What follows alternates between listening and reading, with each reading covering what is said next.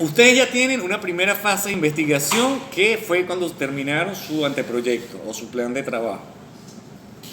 Luego, evidentemente, han debido hacer un levantamiento de la información, redactar, elaborar fichas, elaborar borradores, trabajar en ese aparato infernal o en ese medio extraño que es conocido como cuaderno de campo, donde ustedes han expresado sus ideas, sus apuntes, y en teoría entran en este proceso de elaborar los borradores.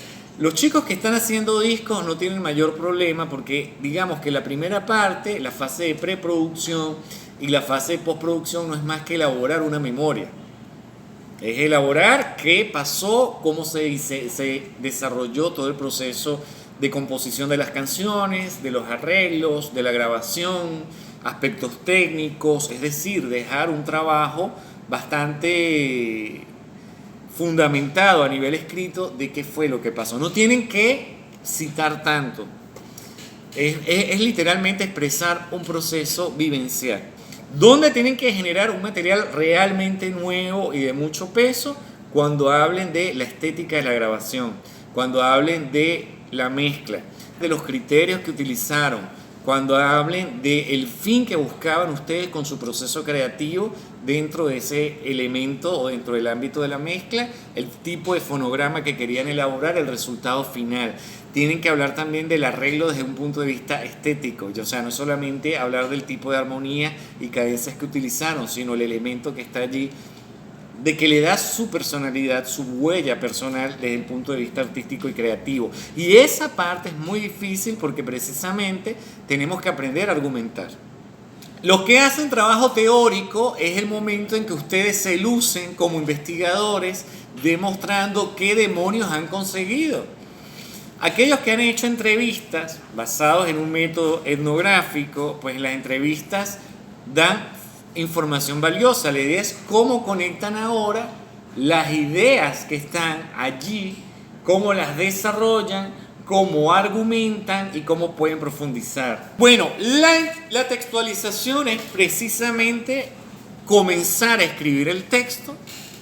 Es una parte en la que ustedes deben desarrollar una idea principal, preferiblemente del párrafo. No pueden olvidar que están dirigiéndose a un público académico o están elaborando un trabajo de investigación para la academia. Dependiendo del tipo del trabajo se evita escribir o el uso de la primera persona porque al menos que hayan sustentado dentro de su marco metodológico el uso de la autoetnografía como una parte de su metodología, procuren hablar en tercera o en yo majestático. Deben también tener cuidado del tipo de información que van a utilizar. Digo el cuidado para saber que van a desarrollar una idea principal y una idea secundaria dentro de un mismo párrafo o dentro de varios párrafos. Por ejemplo, estética en la mezcla de una canción determinada. Parece obvio lo que voy a decir, pero lo obvio hay que decirlo. La estética de la grabación, entonces evidentemente si está trabajando mezcla no debería empezar a hablar de otras cosas hasta que cierre de manera conclusiva y tajante ese capítulo o esa idea.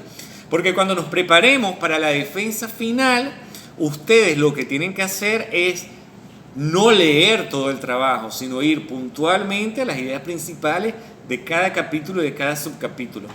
Porque el productor musical debe ser, primero que nada, un individuo que tenga las herramientas y las competencias de un concepto musical propio, mejor dicho, un concepto propio o de terceros, llevarlo a la realidad, hacerlo realidad en el fonograma.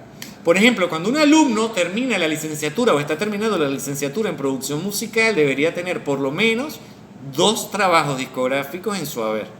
Bueno, entonces continuando aquí, el trabajo de textualización requiere varias sesiones en el cual el alumno y el tutor deben ir trabajando, deben ir corrigiendo dentro de su trabajo, sobre todo aquellos que van a realizar trabajo artístico, porque los que argumentan desde el ámbito teórico pues se sustentan en las mismas técnicas discursivas de la producción de conocimiento epistémico. Es decir, tengo unas entrevistas, las analizo y saco una conclusión. Tengo varios fonogramas, tengo varios discos, los analizo y en base a mi método de análisis y a los resultados que va sacando el análisis trato de sacar o una conclusión también.